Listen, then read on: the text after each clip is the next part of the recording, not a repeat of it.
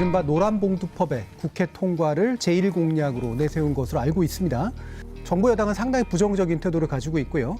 만약에 어렵게 통과되더라도 윤석열 대통령이 거부권을 행사할 가능성이 상당히 있은 것으로 보입니다.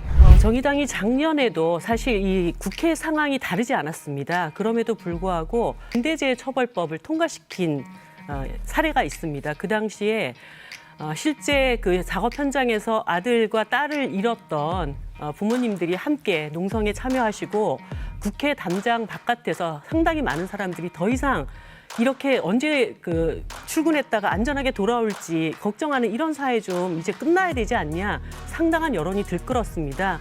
그런 과정에서 민주당과 정의당의 공조가 있었고 결국은 그런 여론이 국민의힘을 압박했다고 생각합니다. 이미 그 쌍용자동차 같은 경우에 이런 손해배상으로 상당히 수많은 노동자가 스스로 목숨을 끊는 비극도 있었고 조선소 하청 노동자들도 지금 이 문제 때문에 470억이 뭡니까? 이런 상황에 놓여 있기 때문에 이 생존권을 지키는 싸움에 국민들과 함께 해나가겠습니다. 저는 이 노란봉투법이야말로 지금 윤석열 정부가 우리 국민들을 어떻게 대하고 있는가의 인식의 단면을 최대한 드러낼 수 있는 그런 싸움이라고 생각을 합니다. 노란봉투법에 의해서 피해를 입는 노동자들은 정규직 대기업 노동자들이 아닙니다. 하청의 재하청, 한 달에 최저임금밖에 받지 못하는 이 노동자들이 정말 먹고 살겠다고 좀 싸웠다가 패가망신하는 이런 법이 지금 대한민국 사회에 엄연히 존재하고 있는 사실이기 때문에 이러한 여론들, 국민들과의 공감대가 충분히 형성이 되고 민주당과 정의당이 굳건히 연대를 한다면 이것이야말로 윤석열 정부가 만약에 거부권을 행사한다. 이 정부의 민낯을 다 드러내는 그런 일이 될 것이라고 봅니다. 지금의 이 사법 전장을 한마디로 민생의 전장으로 끌고 나올 수 있는 굉장히 중요한 정의당의 과제로 여기고 있습니다. 네.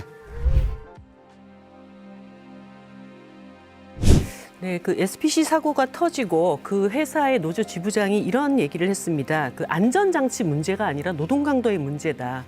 소스 배합기 한 통을 돌리면 100만 원이라고 합니다. 그 노동 강도를 높일수록 이윤이 더 높아지게 되는 것이죠.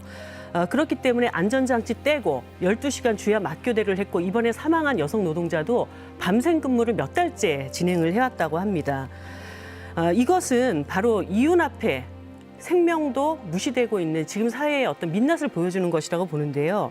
지금 윤석열 대통령은 선거 때부터 아프리카 손발 노동, 주 120시간 노동 이런 경악할 소리를 하시더니 지금 노동시장 개혁이라는 말로 장시간 노동 사회로 다시 돌아가자고 하고 있습니다. 앞에서는 인간적 배려를 얘기하지만 결국은 이런 장시간 노동 사회, 중대재해처벌법을 무력화시키는 이런 그 정책들을 내놓고 있는 상황에 대해서 도대체 지금의 이 노동은 누구를 위한 노동인가 되묻지 않을 수가 없습니다. 이 극단적으로 치닫는 양당 정치, 여소야대 상황에서 민주당은 진정 국민들이 지금 무엇을 원하고 있는가 자신이 박수를 받을 때를 한번 돌이켜 보셨으면 좋겠습니다. 얼마 전 양곡처리법 170석 가지고 단독으로 밀어붙였을 때 국민의힘은 여기에 반대했지만 국민들은 박수를 쳤습니다. 저는 이렇게 우리의 정치가 민생의 전장으로 다시 와야 된다고 생각을 합니다. 지금 이 사정정국 안에서 정치가 민생의 전장으로 빠져나와야 된다. 지금 사실 국민들은 TV를 보고 있으면 굉장한 불안감을 느낍니다. 뭐 고금리, 고환율 뭐 이런 문제뿐만 아니라 지금 이제 레고랜드 사태를 통해서 경제가 어떻게 휘청될지도 모르는 이런 상황에서 지금 두 당이 무슨 그 법정 안에 갇혀 있는 쟁투만을 계속하고 있는 그런 상황이지 않습니까? 그런 점에서 정의당이 이런 민생 정치를 그대로 내버려 두게 되면 거의 국민들의 삶을 죽음으로 내몰 수밖에 없다. 지금 솔직히 IMF 이후에 최대 경제 위기가 닥쳐올 거라고 하는 그런 전망들도 사람들이 내놓고 있는데 사실 이런 정도의 경제 위기 상황은 보수 진보가 없습니다. 국민들을 다 살려놔야 되는 그런 상황으로 가는 것이기 때문에 그 노력을 위해서 정의당이 굉장히 많은 역할을 해야 된다고 보고 특히나 지난 IMF 당시에 기업 살리고 노동자들 대량 해고하는 이런 사태들이 있지 않았습니까? 그런 점에서 노란봉투법과 같이 노동자의 기본권을 탄탄하게 만드는 거 이거 지금 게을리할 수가 없다고 보여지고요. 그리고 저는 이번 SPC 문제를 단순히 노동의 문제로만은 보고 있지 않습니다. 노동자뿐만 아니라 가맹점주 그리고 시민들이 어떤 이 사회 변화를 열망하고 있는 것이죠.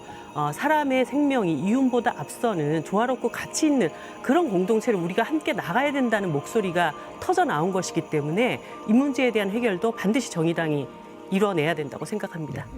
네, 국민 여러분, 저는 지난 21일 SPC 산재사망 추모문화제에 다녀왔습니다. 철저한 조사와 처벌을 요구하고 윤석열 정부의 후퇴하는 노동정책을 비판했습니다. 많은 분들이 정의당이 돌아온 것 같다, 힘내서 꼭 문제 해결을 해달라 격려를 해주셨습니다. 이것이 꼭 파리바게트 문제뿐만이겠습니까? 정치는 사라지고 정쟁만 남은 지금의 혼란 상황, 대한민국이 도대체 어떻게 되는 거냐, 정치가 국민들을 걱정하게 하는 이 상황, 저는 이번 선거를 통해서 정의당이 하루속히 시민들 곁으로 돌아오기를 기다린다는 그 마음을 읽었습니다. 당원 여러분들께서 이번 결선 투표에 힘을 모아주십시오. 국민 여러분, 정의당은 거대 양당의 권력투쟁에 휘말리는 것이 아니라 국민의 삶을 지키는 민생투쟁에 매진하겠습니다. 더 넓게 공감대를 형성하고 현장에서 발로 뛰며 의회 내 다각적인 노력을 통해서 억울함이 없는 사회, 다가올 미래를 제대로 준비하는 정치 견인하겠습니다.